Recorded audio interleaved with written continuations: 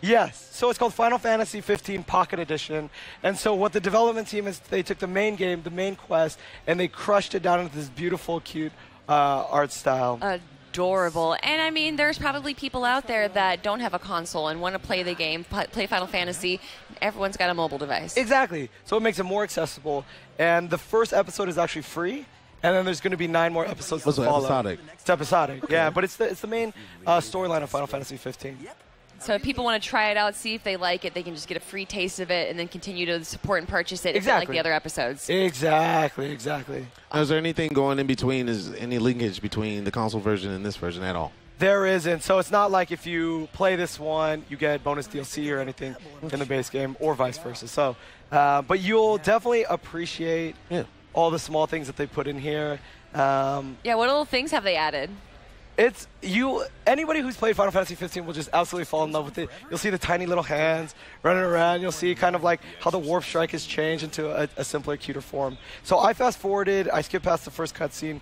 And if you guys remember Final Fantasy 15, the first 10 minutes or so are pushing a car. Yes. So we skipped past that. So I wanted to get you guys into the first quest. Thank you for that. One of the things a lot of people kind of talked about, and it was very mixed reactions, was the button to pick up items. Okay. Where you would jump instead of automatically picking it up. Right. So in the mobile version, if you look at the screen, you just walk over and you pick up stuff. So that's like one of the many things that will make it a lot easier for players who may not be experienced with kind of Xbox One or PS4 controls. Now, how's the combat? Is the combat similar to Final Fantasy 15 on console? Is it action-based? Yeah, it's similar. It's not like we turned it down into turn-based. So it's still full action, but you can see I just tapped on it once, and it'll kind of auto-attack for you. But one of the biggest things for Final Fantasy 15 for me was the summons having this really godly appearance. They were dramatic. They affected the environment around them. How were you able to translate that into a cute, chibi mobile game? Just like any Final Fantasy, right? Summons are always the most epic thing. So we're not quite ready to talk about summons yet. Okay. Exactly how they look. I wish I had one here to show you. I totally understand. I'm just really curious for it because that really is what set 15 apart for me, was seeing, I can't even remember his name, but the big lightning guy being summoned up into the hillside and Rama. striking down. Right. And like all of the trees around you were like shattered and the ground below you was burnt into a crisp. I want to see how they make that cute and adorable. Right? Hey. Even these little scorpions are cute. I know, right? Oh, so he still has his teleportation and stuff like that? Yeah, the Warp Strike ability is still in there. And so the really cool thing about this is the tutorial in here is really, really smooth.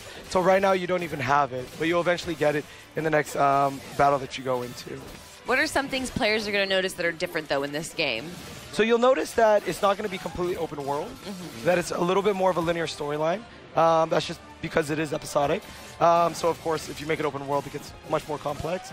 It just shut off on me. Didn't like that. There's a lot of different things. The dialogue's different. Okay. So the voice actors did go back into the studio and re-record Oh, so it's the same voice actors. Oh. Yeah, so it's full voice acting. It's not like it's just sound effects, things like that. It's full voices throughout the whole game. And there's multi-language support. So for those people who love Final Fantasy games and like to really hear it in Japanese, but have the English subtitles, we have that support as well.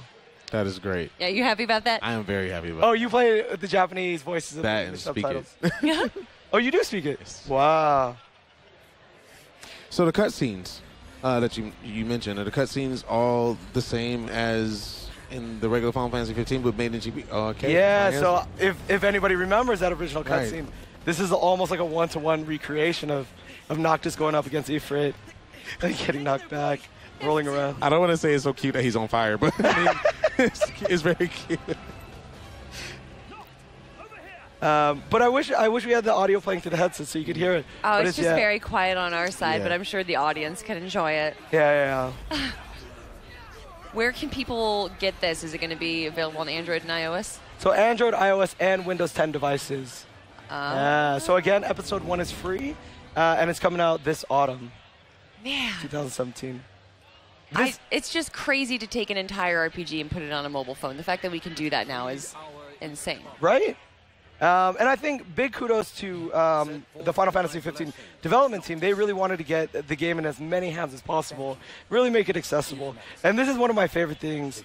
This cutscene's so serious. His face. So cute. Like, it's such a serious cutscene of like a king sending away his son. It's just this adorable little art stuff. Yeah. What were some of the issues you guys found translating a game into a mobile? I can't speak exactly about the development, about the successes and challenges, but